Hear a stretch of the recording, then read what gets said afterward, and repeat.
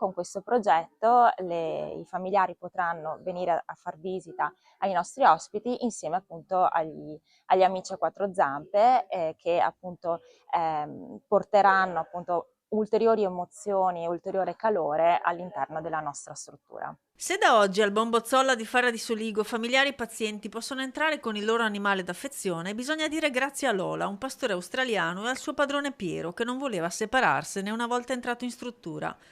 Oggi la cagnolina di 7 anni, scodinzolando, restituisce al suo padrone un pezzo di casa, dato che l'istituto, con il progetto Zampe in visita, ha aperto le porte ai cani e gatti dei residenti, diventando una delle poche realtà in Italia a permettere in modo regolamentato e sicuro il ricongiungimento con i propri amici pelosi, riconoscendo così il valore profondo e familiare del legame che si crea. Sono molto contenta perché necessitava un po' la presenza del cane a mio marito,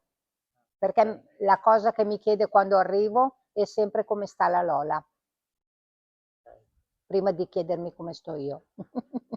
Ringrazio il Bombozzola che ci ha dato questa possibilità, che così ogni tanto mi sento più serena a accontentare mio marito che vede il suo cane,